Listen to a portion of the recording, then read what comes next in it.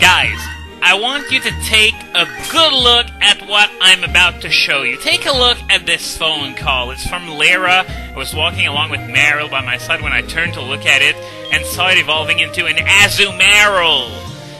And the fun part is that when you get that call and you encounter Lyra later on, it's still a Meryl. So, yeah, this was somewhat of a popular subject of, plot holes and such in this game. So, there you go. I wasn't sure if I was going to be able to show it to you guys, but there you go.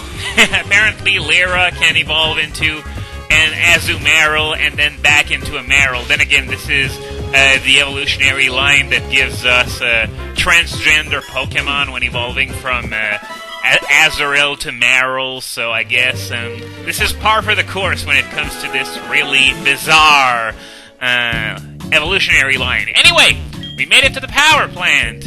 Use electricity wisely for a bright and pleasant life, Kanto power plant. Okay, so what you want to do, you want to talk to... well, I'm going to talk to everyone, but I think the only person you have to actually talk to is the boss, the guy who runs the place, and I believe he's the one that you can see at the left of the screen. The magnet train consumes a lot of electricity, and yeah, this power plant, as we established, is mostly to provide power for the magnet train and the radio tower, and not much else. Okay, so we got basic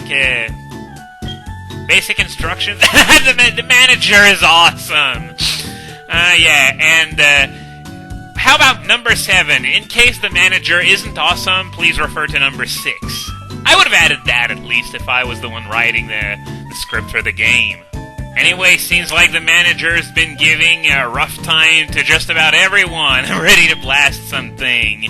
Yeah, as you can imagine, he is pretty pissed. Okay, what I can do with my charge beam. I believe he's going to give me the charge beam TM whenever I get the power plant back up and running.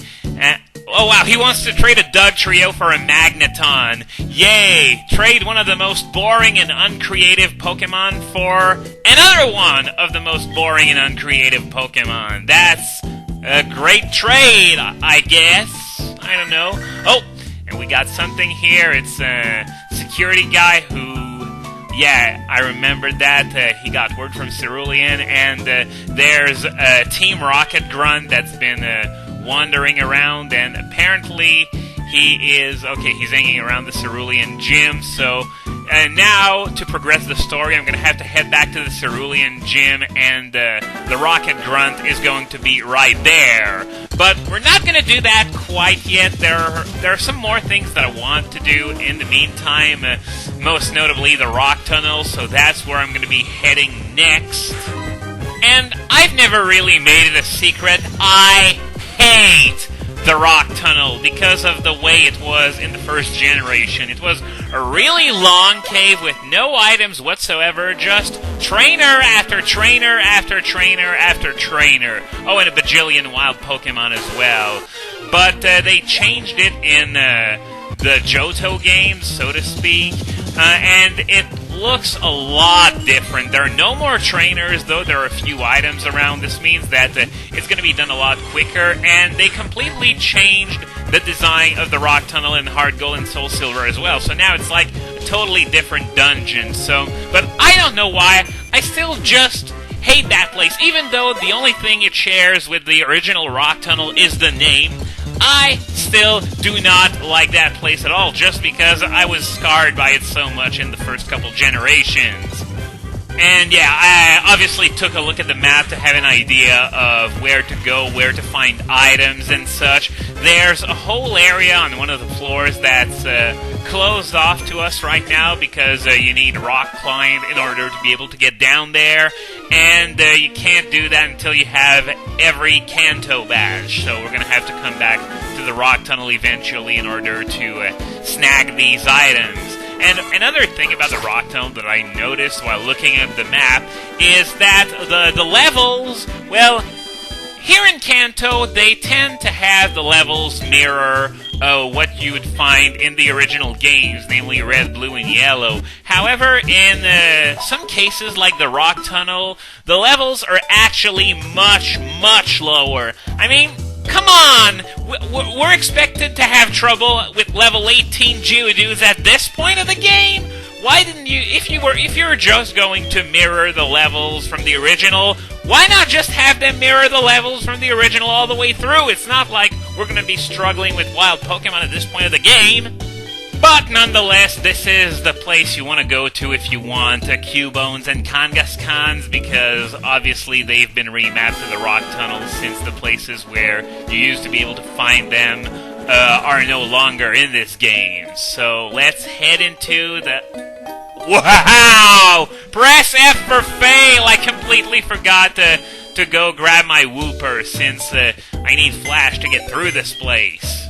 So I'm just gonna do that real quick. And by the way, it's almost been a year since I closed down my channel comments on the channel's front page. Yeah, it's almost been a year. Time flies. It's insane.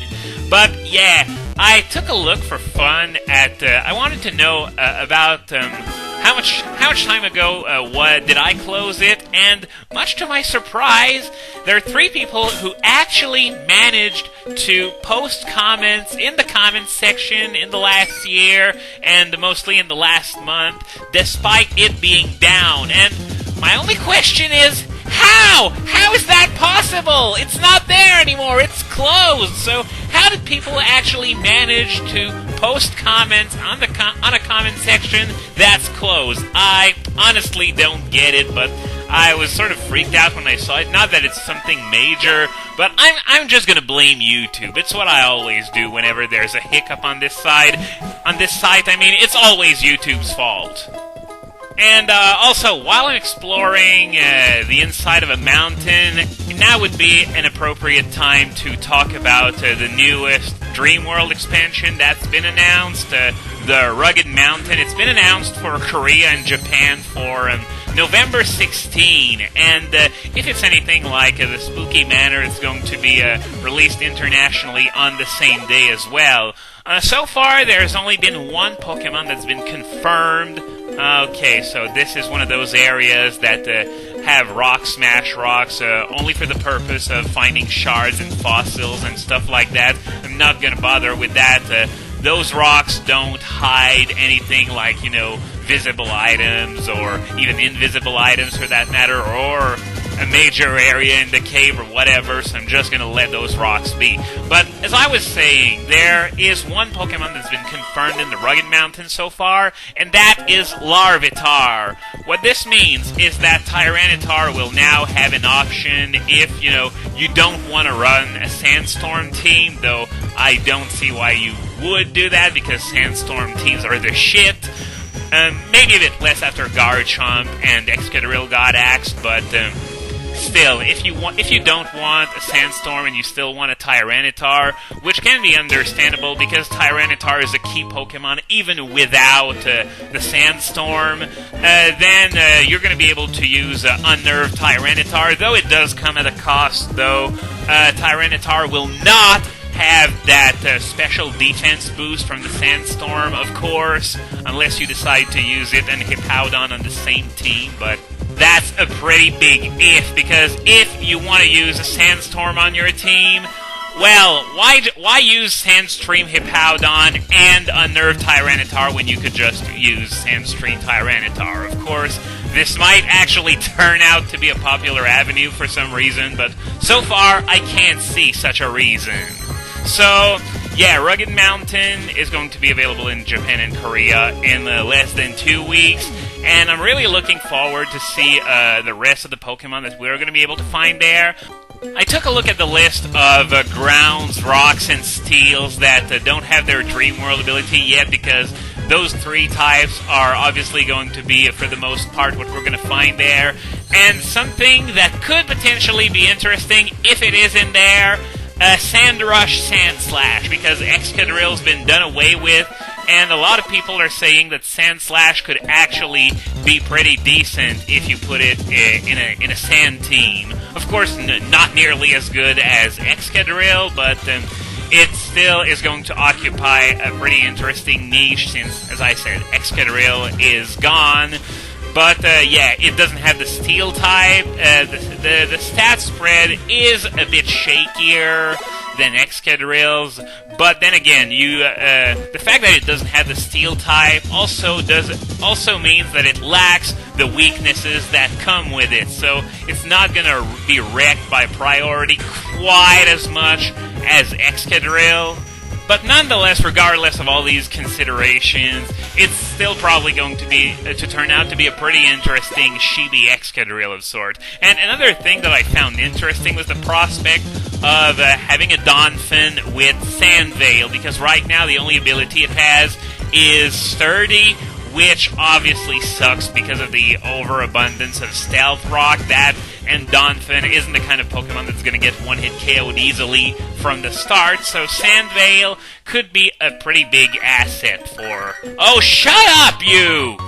But other than that, yeah, Sheer Force Steelix might be interesting, especially since it's got a lot of moves that could make use of Sheer Force. Otherwise, there's not too much. It's mostly those three, if they are there, I guess. And, so yeah, that's pretty much it for the Rugged Mountain. All we can do is speculate for now.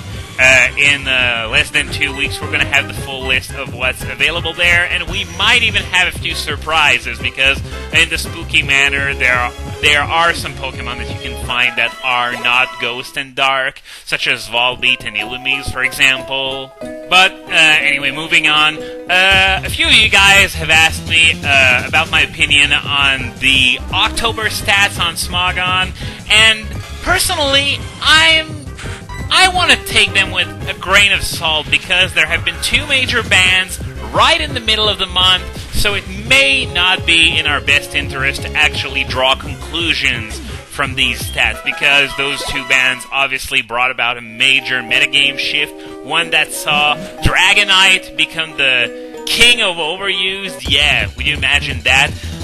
I'll be honest, if you told me that a year ago, I never would have saw it coming, because I thought, well, multi-scale's interesting, but Stealth Rock is still going to nuke that ability and make it as useless as Sturdy, which turns out to not be the case, mostly because of stuff like Roost and Leftovers and stuff, and Wish Passing, and people have been managing to, make, it's one of those very skill-reliant Pokemon, but a very good player that's able to handle Dragonite's multi-scale and try to preserve it. It's really, really a force, and I'm sort of wondering if more people became aware of it because it was nominated in the suspect test. So, yeah, I'm wondering now. It's ranked number 1, and we'll see next month when there's no big metagame shift. And by the way, yeah, you just saw the exit. We're very close to the exit of the Rock Tunnel already. Didn't expect it to take less than 15 minutes, but then again, no trainers will do that to a dungeon. It's going to make it very, very much shorter. But yeah, now I'm sort of wondering if we could maybe see Dragonite go away in the not-so-distant future, because, well, tier lists are typically tailored towards the best players, because there are several Pokemon that are uber that your average Joe certainly couldn't use to their full potential. I'm thinking of stuff like, for example, Garchomp or Blaziken, stuff like that. Those people might wonder why it's uber, but it's because having the best player run around with these is just unfair at some point.